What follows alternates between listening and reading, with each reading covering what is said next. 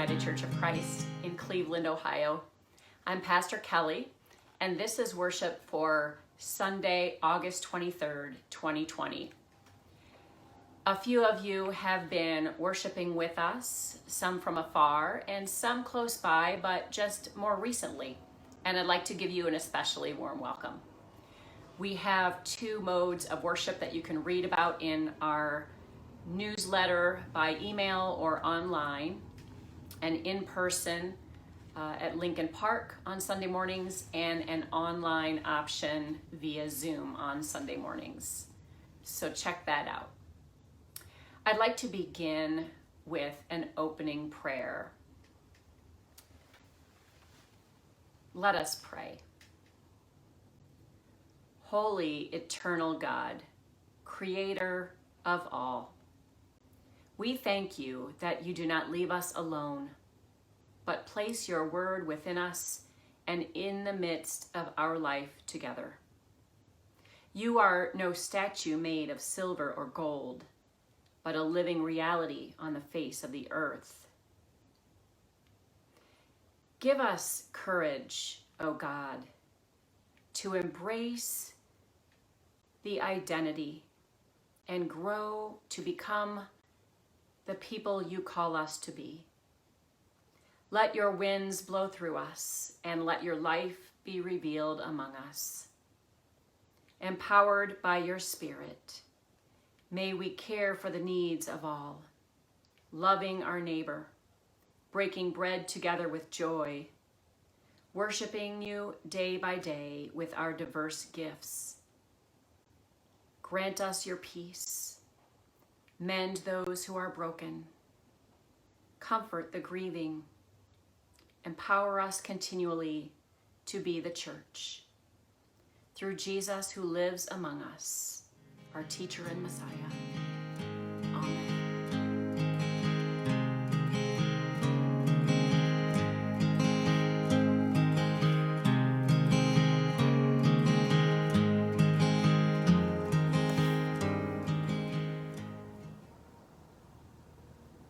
Hi, everyone. I'm Pastor Kelly, and I'm standing here in Pilgrim Sanctuary at the pulpit.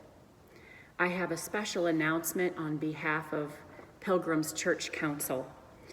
That council has called a special meeting of Pilgrim's congregation to take place on Sunday, September 6th at 10 a.m. There will be two modes of participation. One is an option to gather in person on the front lawn of Pilgrim Church, as we do most years for outdoor worship. You can bring your own chairs, or we'll have some here for you. We will practice masking and social distancing as we have for our outdoor coffee hour. The other option is to click on the Zoom link that is provided for our weekly coffee hour, and we will be providing online access to the special meeting that way. And we will have a tech person who's able to identify your participation and votes that way. This is an unprecedented time, but there is need for a special meeting, and any congregational meetings need to be announced for at least 2 Sundays previous to the meeting from the pulpit.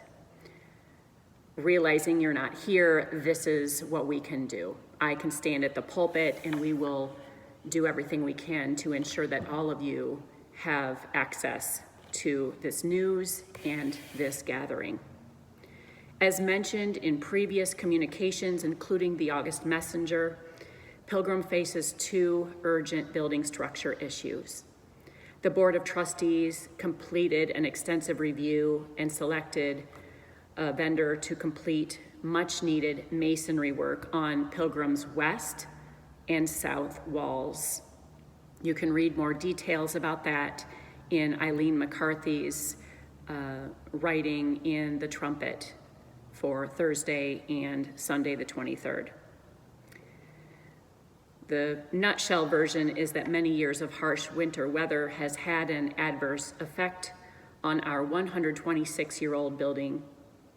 And with repairs totaling $58,000 approximately, we will ask the congregation to approve an additional $37,000 expenditure from the endowment fund beyond what was budgeted for 2020 for emergency repairs to those walls before winter time. You can be in touch with Church Council or with me if you have questions about this meeting, but at the special meeting on September 6th, more information will be shared, the details of this, and the breakdown of cost, and questions can be answered. I hope that you can join us. Thank you.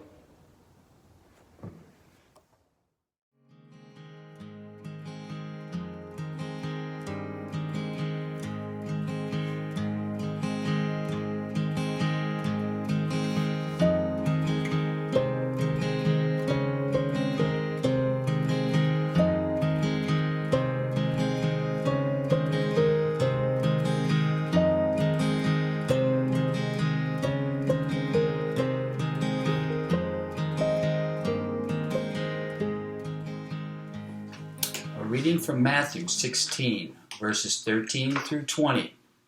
Now when Jesus came into the district of Caesarea Philippi, he asked his disciples, "Who do people say that the Son of Man is?" And they said, "Some say John the Baptist, but others Elijah, and still others Jeremiah or one of the prophets." He said to them, "But who do you say that I am?"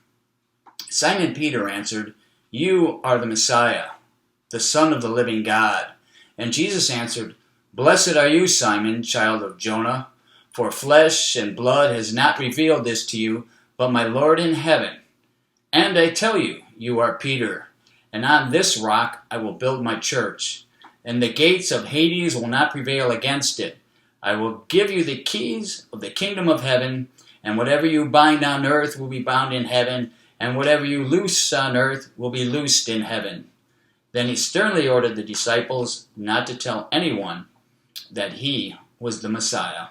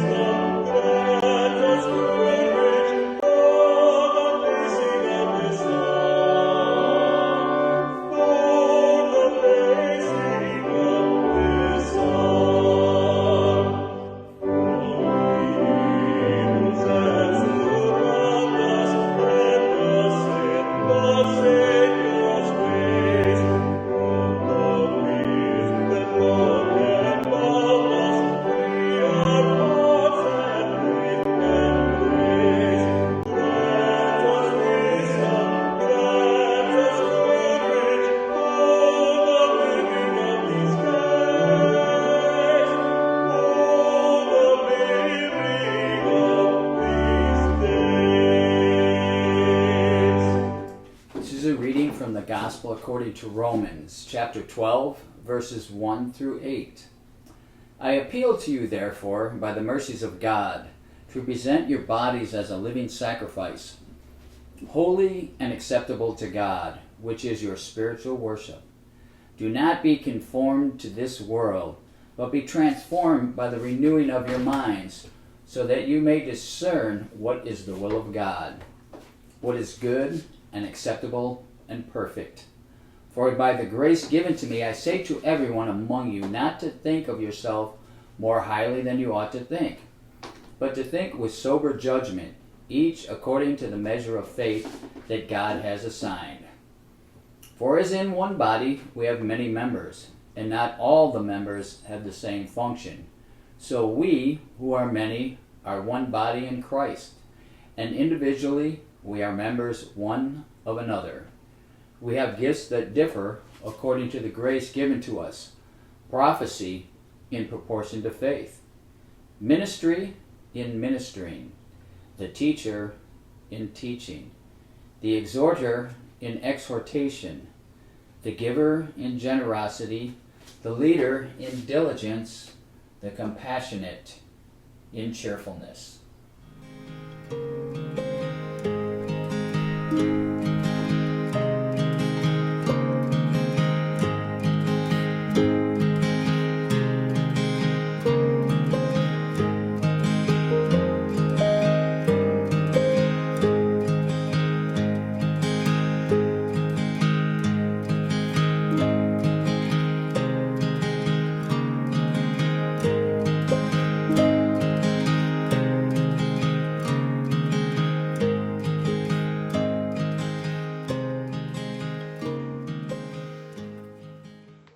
Since the pandemic began, we at Pilgrim, and I think people of faith worldwide who belong to a faith community, have been grappling with what it means to express their faith, to share the rituals of their faith, and to embody the values of their faith while separated and often while sheltered or quarantined.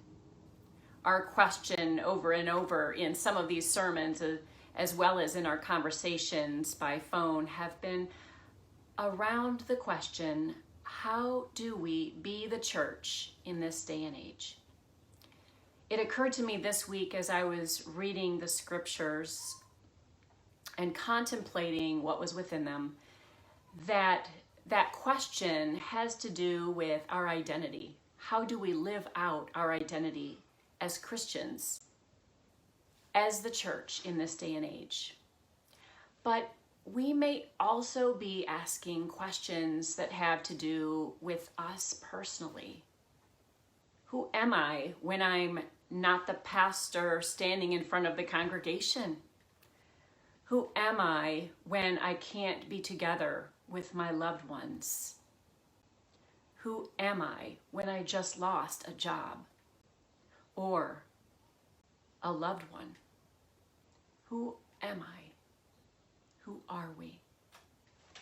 That's the question I want to contemplate in the message today and see and explore some insights shared there.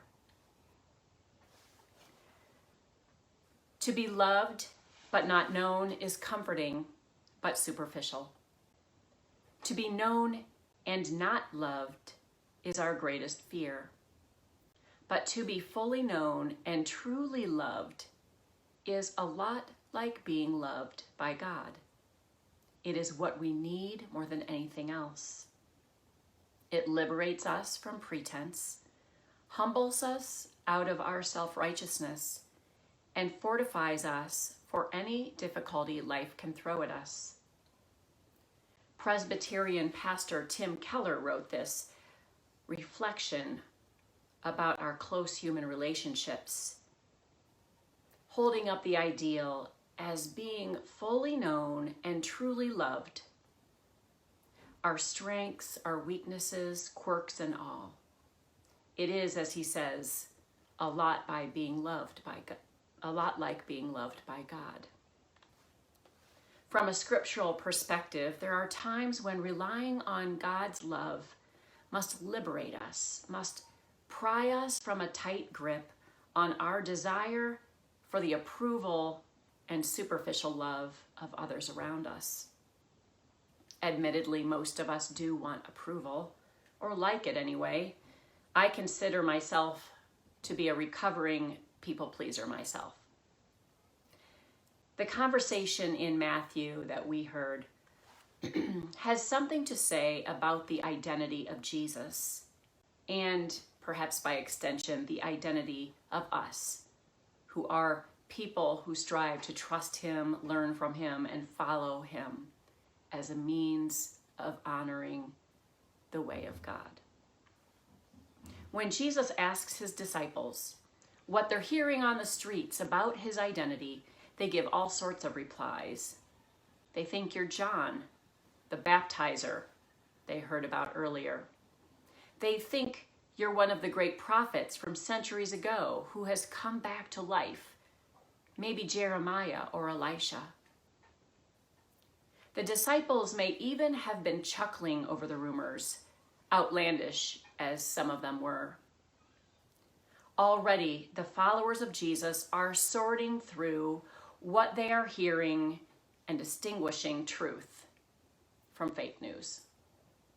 But then Jesus asks them a second question.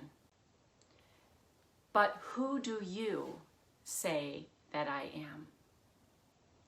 After all, unlike the rumor-generating outsiders to this particular group, these close friends have been following him for some time. They know him best. They've seen him heal and offer compassion. Their hearts have burned while listening to him teach. They have witnessed the feeding of multitudes with little and other miraculous moments that can only be explained with the presence and the action of the divine within this person, Jesus. And so Simon Peter responds for them. You are the Messiah, the Son of the living God. Simon Peter has seen, heard, felt, even tasted, and knows the truth of Jesus' identity, and at least at this point, is brave and honest to claim it. Jesus replies with a generous gift, bestowing authority upon the disciples, increasing their access to divine power for the purpose of doing ministry. After all, if they know who he is, despite all the murmuring that surrounds them with other versions of truth, they know who God is. If this was a test, they have passed it. These days, as the political election season commences across our country, we have seen and will continue to see how the identities of candidates are intricately tied to the testimonies and words of others. Others who know them well and who love them. People who have seen them face life's successes and adversities and can speak to their character, their identities from personal experience, witness, and knowledge. When we apply for jobs, we use personal and professional references so that our identities can be better seen, understood, and examined with particular roles or responsibilities in mind. So we ask ourselves, who has worked with me and knows my strengths firsthand? Who has seen my weaknesses but still found reason to trust in my integrity and character? On vacation a few weeks ago, I read the book Untamed by Glennon Doyle. Her words at the outset spoke to a very real problem that we may have, that Paul also speaks to in Romans, which is how to resist letting the world define who we are. She wrote that at age 10 was when the world sat her down, told her to be quiet, and pointed toward her cages, saying, "These are the feelings you're allowed to express. This is how a woman should act. This is the body you must strive for. These are the things you must believe. These are the people you can love. Those are the people you should fear. This is the kind of life you are supposed to want." Then she asked questions as an adult that we each could benefit from asking as life progresses, as people pressure us, and as we find ourselves at important crossroads. Questions like, how much of this was my idea? Which of my beliefs are of my own creation? and which were programmed into me. Who was I before I became who the world told me to be? From a faith perspective, we might ask, in what ways have I conformed to the world's lesser views and values? What are my particular passions and gifts? How does the mission and ministry of Jesus benefit from who I am, how I think, and what I have to offer? How has my faith shaped me? And what do I have yet to learn? We can see from the letter to the Romans what the Apostle Paul is hoping to accomplish. Just as we need to be truthful about how privilege, culture, and social conditioning can pervert our sense of identity and our understanding of others based on race, class, orientation, gender, or other factors, Paul challenges followers of Jesus to be truthful with ourselves about our interdependence and gifts. He challenges us to resist the temptation to accept and use forced conformity, judgment, and exclusion as a means by which we shape or define individual identity.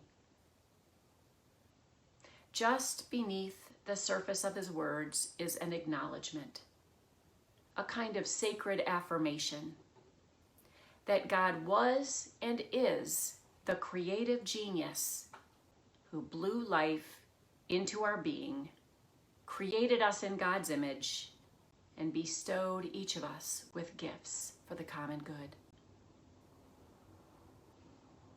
God is worshiped when, for the sake of others and God's realm, we use our bodies and minds, our unique talents, to build up the beloved, inclusive community of God here on earth and carry out the mission of Jesus, a mission rooted in love of neighbor, in justice, and in shalom. God is worshiped when we tap our differences instead of hiding them. God is worshiped when we resist the arrogance of rigid certainties and unexamined assumptions, and instead we commit to grow constantly, to learn continuously, looking to the way of Jesus for insight and wisdom. The truth is, it's easier said than done. It takes courage to actually live into who God is calling us to be. It takes courage to resist cultural norms that want to define us. Take heart. Be of good courage. Hold fast to that which is good, that which is God. Remember that to be genuinely ourselves and deeply loved is to know God's love. It is abiding, unconditional, unshakable, and invites us out of our cages. There is no denying Jesus' delight when he hears his disciples confirm his identity. He is known and he is loved.